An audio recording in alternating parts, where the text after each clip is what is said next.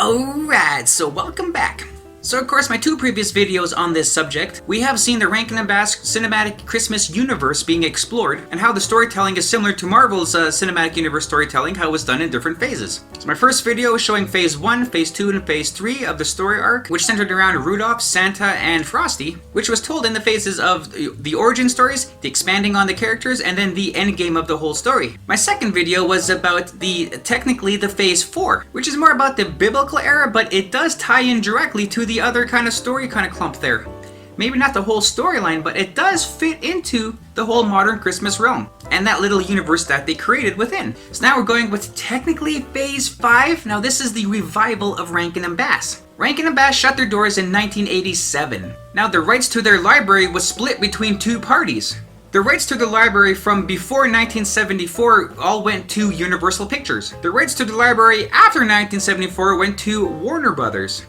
Both of these sites have made Christmas special sequels from some of their already classic sequels that they own the rights to. So those are the two that we are going to focus on because they do tie into the original universe that was created. Of course, there are a lot of other RankinBass Christmas specials that have been done, but they don't tie into the original story, so those ones I really haven't talked about. And as for the Christmas Cinematic Universe, these are the last two that actually tie into it, so that's all we got. So enjoy! Okay, so let's start with 2001's Rudolph the Red-Nosed Reindeer and the Island of Misfit Toys. So this one would take place sometimes after Rudolph's Shiny New Year's, pretty close to it because the whole look and everything is similar to the original Rudolph special, which is the same day as the Rudolph Shiny New Year. So we're at a Christmas party in the North Pole, and kind of Rudolph has a realization that he is just considered a novelty act because of his nose, and he is not being taken seriously as a person, or as a hooved person. So that kind of bums him out. To get his mind off of things, he goes with Dr. Hermes to the Island of Misfit Toys for a house call for King Moonracer, who's having some dental problems. On their way back, they get caught in a winter storm and Hermes' Toothmobile gets destroyed. They get stranded on a place called Castaway Cove, led by Queen Camilla. Now, Castaway Cove is a place that fixes old broken toys, so it's kind of like the Island of Misfit Toys where it repurposes toys, and this is actually a really nice concept that I do like. You know, the whole reuse, refurbish, recycle kind of concept, really well done. Queen Camilla can fix a lot of things, even Rudolph's nose, and Rudolph is actually thinking about getting a nose job to get a regular nose to feel normal like everybody else. So we can see that he's still kind of hung up on a nose, which, you know, yeah, people do kind of see him differently because of it, so I can't blame him. But he still works through it with his girlfriend, Clarice, and he even starts to give her flying lessons, which is actually really cool to see. Meanwhile, we have a villain called the Toy Taker, and he is like the anti-Santa Claus. He flies around on a blimp and he steals toys from people's houses. He even wound up stealing toys from Santa's workshop, just cleaned the whole place out. They also find out that the toys from Castaway Cove have been stolen. They go to the Island of Misfit Toys, they disguise themselves as toys so they can be taken by the Toy Taker. In a long pursuit, the toy maker is eventually caught, and we find out that he's actually a teddy bear named Mr. Cuddles. And he does all this because he was abandoned a long time ago by the child that he so loved. He also starts stealing all the toys because, as he says, you know, toys will eventually be thrown out, the kids will grow out of them, so he just wants to save them from that inevitable downfall, which I guess, you know, it's kind of logical. But we found out Mr. Cuddles was accidentally thrown out, so he is returned by Santa Claus to the original family. Rudolph decides to keep his nose as is because that's who he is, and that's wonderful. Hermes gets a date with the Tooth Fairy, so we kind of open up into that realm there as well. Of course, there are lots of awesome little throwbacks and Easter eggs in there. We see Rudolph and Clarice are in a relationship now, something that was kind of built up in the first Rudolph the Red-Nosed Reindeer, but is happening now. So of course in the Christmas in July special there, it looks like they broke up, so I'm not sure what happened from here to then, but you know, something. Hermes is now obviously a full-fledged dentist. At the end of the original Rudolph, Yukon found a peppermint mine, and he has been mining it in this one. We also got this guy, we find out his name is Hank, and of course many other characters and places show up again, so that's pretty awesome. Holy jeez, eh? So that one was just a little too cutesy-wootsy, even for me. So obviously, all the RankinBass specials are made for children. The original ones, you know, were kind of made for the older kids, and there was enough kind of funny stuff in there going on for the adults to be like, Funny. But these ones here, with the whole presentation, the music, everything about it is definitely geared for very younger children. So if you're trying to watch this expecting, wow, it's gonna be just like the old ones, no, this one is definitely not made for you. Unless you're a small kid. It is still pretty neat and still pretty fun to kind of reconnect with some of your old favorite characters. Although with this story, it does kind of feel more like a Toy Story kind of a story than it does a Rudolph the Red-Nosed Reindeer story. It is kind of neat that they kind of do delve into the Tooth Fairy realm. So again, a little expansion of what we've seen previously. And she was the one who was handing out diplomas, you know, to Hermie as he graduated dentist school. So you can see how she's kind of an influence on there. And with it being a 3D computer generated graphics, it just doesn't feel right. But you know, it is what it is. We've had 2D cartoons, we've had stop motion, so this isn't really that different. Right on, so now we're in 2008 with A Miser Brothers Christmas.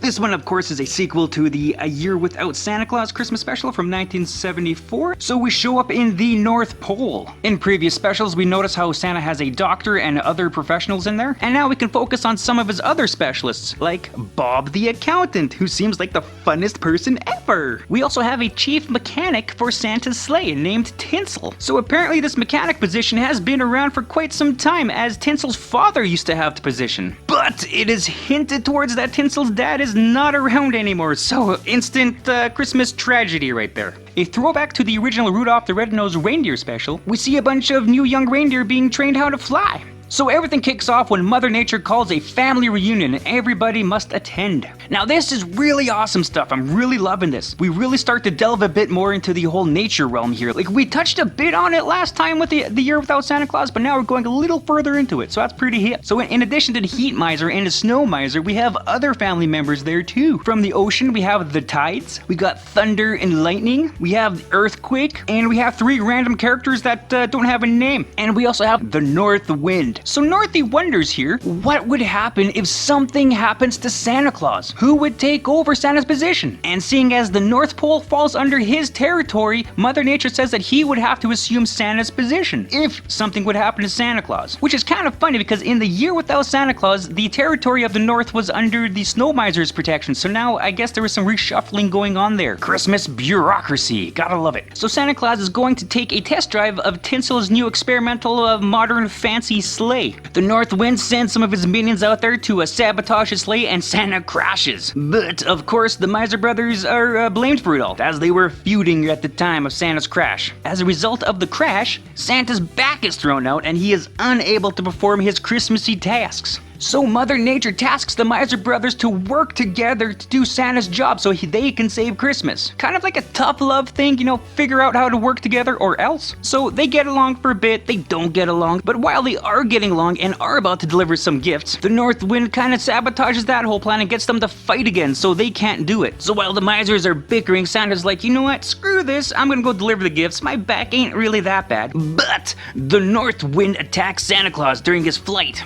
He creates a tornado vortex and plans to get Santa Claus sucked into the vortex and kept in there indefinitely, so the North Wind can take over the Santa Claus role. So Santa used his old sleigh to do this, but while Tinsel was looking at the newer sleigh, she found evidence of sabotage. The Miser brothers figure that it must have been the North Wind, so the 3 of them go take the new sleigh that's fixed and go save Santa. So the day is saved, the North Wind is found out to be the culprit of everything. Mother Nature is 5-alarm angry at him and sends him off. So the Miser brothers learn to work together well again, and because Santa's back is all messed up still, the Miser brothers deliver the gifts. So yay, a happy ending for all. So I kind of do like this one. The whole stealing Santa's job story has been kind of used before, especially just the Santa Claus 3, The Escape Clause, which was released 2 years before this special.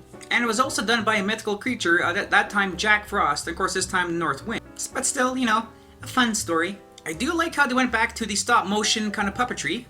And I really do like how the Miser brothers kept their look. Although, as usual with Rankin and Bass stories, the other characters kind of get different puppets, and many characters got quite the upgrade. For the whole world building, them going into the nature realm, seeing more characters in there and kind of what is involved in there, well, I thought was pretty good for storytelling. They really overdid it with the whole Miser Brothers song. If you cut out the multiple times they used that song, you would probably lose, I would say, 10 minutes of the special. But all in all, it was actually pretty fun. The new characters are all pretty good, and I do like the modernization of Santa's kind of operation there. It makes sense. We're a technologically advanced kind of place, and Santa's Workshop should probably kind of reflect that. So this one, a beauty. Even though it is like the other one, still kind of made for the younger kids, it's not as much in your face about it. Right on, and there you go. So I hope you guys really enjoyed this as much as I did making it, and hope you have a great day. Thanks.